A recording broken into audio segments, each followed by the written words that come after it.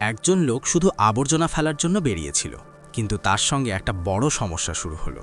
ছোট কুকুরটা ভাবল লোকটা হয়তো তাকে খাবার দিল। তখন থেকে কুকুরটা প্রতিদিন লোকটার পেছনে পেছনে চলতে লাগলো।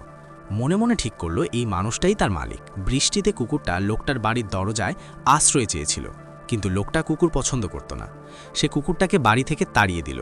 কুকুরটা এক কোণে গুটিসুটি মেরে বসে রইল। বৃষ্টি তার শরীরে পড়ছিল। সে চাইছিল বৃষ্টি থেমে যাক।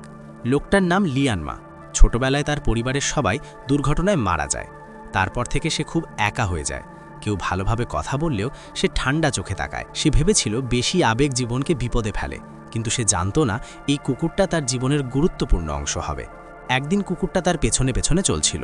লিয়ানমা খেয়ালই করল না দূর থেকে একটা গাড়ি আসছে। হঠাৎ কুকুরটা রাস্তায় পড়ে যায়, রক্তাক্ত হয়। লিয়ানমা প্রথমে থমকে গেল, তারপর চুপচাপ বাড়ি ফিরে গেল। প্রতিবেশীরা ছুটে এলো। সবাই কুকুর নিয়ে অভিযোগ করছিল, কিন্তু এক ছোট মেয়েটা কুকুরটাকে চিনেছিল। কুকুর তখন খুব দুর্বল ছিল। লিয়ানমা ফিরে এসে মোটরসাইকেলে একটা আসন লাগালো।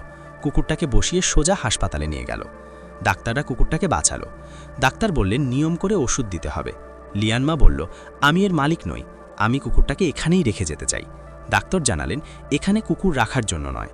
শেষে সিদ্ধান্ত হলো 4 দিনের মধ্যে দত্তক দেওয়া হবে। ততদিন কুকুরটির যত্ন নিতে হবে লিয়ানমার। কিন্তু এলাকায় কুকুর রাখা নিষিদ্ধ। লিয়ানমা কুকুরটাকে কম্বল দিয়ে ঢেকে রাখল, কিন্তু কুকুরের লেজ বের হয়ে গেল। ছোট মেয়েটা তা দেখল। ভাগ্য ভালো সে কুকুরটাকে ঘৃণা করল না, গোপন রাখল। রাত হলে কুকুর ডাকতে লাগল। লিয়ানমা বারবার শান্ত করল। শেষে কুকুরটা ঘুমালো। সকালে লিয়ানমা কাজে গেল। বাড়ি ফেরার পরে দেখল ঘর পুরো এলোমেলো। কুকুর সব কিছু নষ্ট করেছে। কুকুর বাইরে খেলতে চাইল। লিয়ানমা এক বুদ্ধি করল। কুকুরটাকে মাঠে নিয়ে গিয়ে দড়ি খুলে দিল। নিজে পালিয়ে এলো, কিন্তু ছোট মেয়েটা কুকুরটাকে পিঠে করে নিয়ে এলো। লিয়ানমা কিছু বলতে পারল না, শুধু হাসতে পারল। কুকুরটাও মজার। কখনো মাতাল হয়ে মেঝেতে শুয়ে থাকে, কখনো ঘুমের মধ্যে লিয়ানমার কাছে আসে, কখনো কাজও করে, যেমন থালা ধুয়ে দিতে। এমনকি থালা চেটে এত পরিষ্কার করে যে লিয়ানমা অবাক হয়। কিন্তু খুব দেরি হলো না। ডাক্তার জানালেন দত্তক দেওয়ার মানুষ পাওয়া গেছে। লিয়ানমা একদিন কাজ শেষে বাড়ি ফিরল। বাড়িতে প্রবেশ করতেই দেখল ঘরটা যেন শূন্যতার তুষারপাতের মতো সাদা। সব ধুলোকুণ্ডর মাঝে দেখা যাচ্ছে এটা কুকুরের কাজ। লিয়ানমা খুব রাগ করল। চাকু নিয়ে কুকুরের দিকে এগোতেই ঠিক সেই সময় কুকুরের নতুন দত্তক নেওয়ার মানুষ দরজা খুলল। ঘর দেখেই মহিলা চমকে গেল। সে তার সন্তানকে ধরে চলে গেল। এইবার দত্তকও ব্যর্থ হলো। কিছুদিন পর কুকুরটা যেন বুঝতে পারল কিছু বড় ঘটনা ঘটতে চলেছে। লিয়ানমা কাজে যেতে যেতেই হঠাৎ মাটিতে পড়ে যায়। ভাগ্য ভালো কুকুরটা জোরে জোরে চিৎকার করে প্রতিবেশীদের টের দিতে পারে এবং লিয়ানমা দ্রুত হাসপাতালে পৌঁছে যায়। ড্রাইভার জিজ্ঞেস করল লোকটার পরিবার কোথায়। তখন একজন বলল বাইরে তাকাও। সেখানেই কুকুরটা তৎপরভাবে ছুটছে, কারণ কুকুরটা জানে লিয়ানমা হয়তো তার একমাত্র পরিবার। লিয়ানমা বেঁচে গেলে দেখল কুকুরটা জানালা থেকে উদ্বিগ্ন চিৎকার করছে। এই দৃশ্য দেখে তার হৃদয় ছুঁয়ে যায়। সেই রাতে লিয়ানমা অনেকক্ষণ ভেবেছিল। পরের দিন সে ঠিক করল কুকুরটাকে ভালোভাবে দেখাশোনা করবে। কিন্তু কিছুক্ষণের মধ্যেই ডাক্তার এলো। নতুন দত্তক নেওয়ার মানুষও এলো। তারা কুকুরটাকে খুব পছন্দ করল। লিয়ানমা কিছু বুঝতেই পারল না। কুকুরটাকে জোর করে বাইরে নিয়ে গেল। কুকুর চিৎকার করছে, চাই লিয়ানমা যেন তাকে ধরে রাখে। লিয়ানমার চোখে দুঃখ, চাইল বলার, কিন্তু ভাষা গলায় আটকে গেল। কুকুর চলে গেল। লিয়ানমা উদাস হয়ে গেল। নিজের দুর্বলতাকে সে ঘৃণা করল। সন্ধ্যায় সে মদ খেয়ে নিজেকে মলিন করতে চাইল, কিন্তু এতে কেবল কুকুরের কথা মনে পড়ে আরও বেশি। পরের দিন ডাক্তার ফোন করল, জরুরি কিছু কাজ আছে, কুকুরকে দত্তক নেওয়ার বাড়িতে দেখতে যাবে। লিয়ানমা এলো। দরজা খুলতেই দেখল ঘর পুরো এলোমেলো। কুকুর সব কিছু উল্টে পাল্টে দিয়েছে। লিয়ানমা তখন হেসে উঠল। এত আনন্দে সে আগে কখনো হাসেনি, কারণ কুকুরকে ফেরত পাঠানো হয়েছিল। এবার সে আবার লিয়ানমার কাছে ফিরেছে। বাড়ি ফিরে লিয়ানমা কুকুরের জন্য নাম নিল চার্লি এবং বানালো কুকুরের জন্য বিশেষ কলার। চার্লির সঙ্গে থাকা লিয়ানমার জীবন বদলে গেল। সে আর নিস্তেজ থাকল না, মুখে সব সময় হাসি থাকত। দুজন একসঙ্গে থাকত, স্নান করত, ঘুমাতো। চার্লিকে বাইরে নিয়ে যাওয়ার জন্য লিয়ানমা বানালো একটি বিশেষ আসন। লিয়ানমা সাধারণত ছবি তুলত না, কিন্তু এবার চার্লির সঙ্গে তার প্রথম ছবি তোলার সাহস হলো। কিন্তু সুখের দিন দীর্ঘ হলো না। একদিন লিয়ানমা কাজ শেষে ফিরে দেখল চার্লি মাটিতে শুয়ে আছে অচেতন। লিয়ানমা তাকে হাসপাতালে নিয়ে গেল। চার্লি বহু বছর পথ চলার পর এখন গুরুতর অসুখে আক্রান্ত। লিয়ান মা বিশ্বাস করতে পারল না, এই জীবন কি এত সহজে শেষ হয়ে যাবে? লিয়ান মা বুঝতে পারল চার্লির বাকি জীবন খুব ছোট। ডাক্তার বলল চার্লি গম্ভীর অসুখে ভুগছে। বাড়ি ফিরে লিয়ান মা কাঁদতে লাগল। সে জানে না চার্লির জন্য কি করা যায়। তখন সে লক্ষ্য করল চার্লি টিভিতে দেখানো তুষার পর্বতের দিকে খুব উত্তেজিত। হঠাৎ তার মনে হলো সমাধান আছে। পরের দিন লিয়ান মা চার্লিকে নিয়ে দূরের তুষার পর্বতের দিকে রওনা দিল। কিছু দূর যাওয়ার পর সে ডাক্তার থেকে একটি ভিডিও পেল।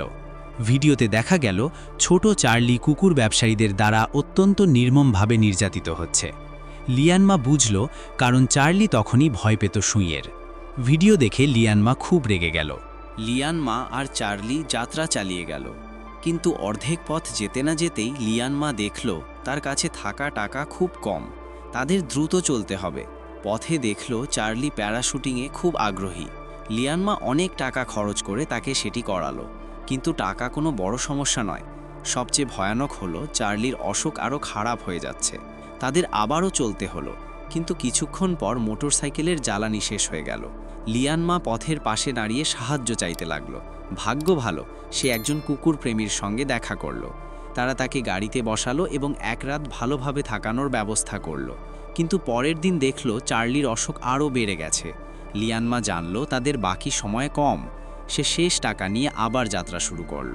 সফলভাবে পাহাড়ে পৌঁছানোর জন্য লিয়ান মা আত্মীয়দের কাছে সাহায্যের জন্য গিয়েছিল, কিন্তু সবাই তাকে ফিরিয়ে দিল। অবশেষে সে নিজের প্রিয় মোটরসাইকেল বিক্রি করল। সবচেয়ে সস্তা বাসে চেপে পথ চলল। কিছুক্ষণ পর তারা পৌঁছতে যাচ্ছিল, কিন্তু রাস্তা বন্ধ হয়ে গেছে। সেনাবাহিনী জানালো সামনে ভয়ানক ভূমিধস হয়েছে, কোনো গাড়ি যেতে পারবে না। লিয়ান মা বারবার বোঝালো এই যাত্রা খুব গুরুত্বপূর্ণ, কিন্তু সৈনিক ভেবেছিল সে ঝামেলা করছে, তাকে আটকাতে হলো। তখন উচ্চপদস্থ কর্মকর্তা এলো, কিন্তু আশ্চর্য, উনি তাকে কঠিনভাবে বলেননি, বরং ভদ্রভাবে বললেন আগামীকাল বিশেষ কেউ তাকে এবং চার্লিকে পাহাড়ে নিয়ে যাবে। লিয়ান মা বিস্মিত, সে জানতে চাইল তারা কিভাবে তার ও চার্লির কথা জানল। অফিসার একটি ম্যাগাজিন দিল। ম্যাগাজিনের কভারে ছিল লিয়ান মা ও চার্লির ছবি। তাদের গল্প আগে থেকেই সংবাদপত্রে এসেছে। সমস্ত দেশ তাদের গল্প জানে। এখন তাদের শুধু কালকের অপেক্ষা করতে হবে। কাল চার্লি পাহাড় দেখবে। কিন্তু লিয়ান মা লক্ষ্য করল চার্লি কষ্টে শ্বাস নিতে থাকল, হয়তো সে কাল পর্যন্ত বাঁচবে না। লিয়ান মা সিদ্ধান্ত নিল, সে অফিসারকে না জানিয়ে চার্লিকে কোলে নিয়ে রাতেই যাত্রা করল। শেষে তারা সফলভাবে পাহাড়ে পৌঁছল। চার্লি পাহাড়ের দৃশ্য দেখে খুব খুশি হলো। ফিরে তার প্রাণ ফিরে এলো। সে লিয়ান মার সঙ্গে তুষার ভরা মাঠে খেলল।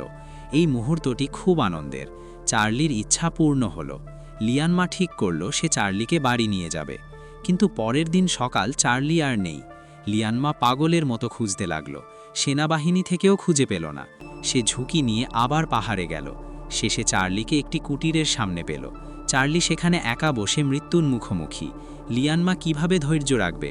সে চার্লিকে কোলে নিয়ে কেঁদে উঠল। সে বারবার দুঃখ প্রকাশ করল, যতটা সম্ভব চেষ্টা করেও পরিবর্তন আনতে পারল না। চার্লি অনেক দুর্বল, কিন্তু হাত তুলে ধন্যবাদ জানালো। চূড়ান্তভাবে সে লিয়ান মার কোলে মারা গেল। লিয়ান মা ভীষণভাবে কষ্ট পেল, কিন্তু হঠাৎ কুটির থেকে কেঁদে ওঠার শব্দ এলো। লিয়ান মা কিউরিয়াস হয়ে ভিতরে গেল। দেখল সেখানে একটি ছোট্ট কুকুর আছে। লিয়ান মা বুঝল চার্লি চাইছিল সে কখনো লিয়ান মার ছাড়া না থাকে। সেইভাবে চার্লি তার জন্য একটি ছোট্ট চার্লি রেখে গেছে। এইভাবে সে চিরকাল লিয়ান মার পাশে থাকবে। এইভাবে ভিডিওটি শেষ হয়ে যায়। ভিডিওটি ভালো লাগলে একটা লাইক দিয়ে চ্যানেলটি সাবস্ক্রাইব করতে ভুলবেন না। ধন্যবাদ সবাইকে।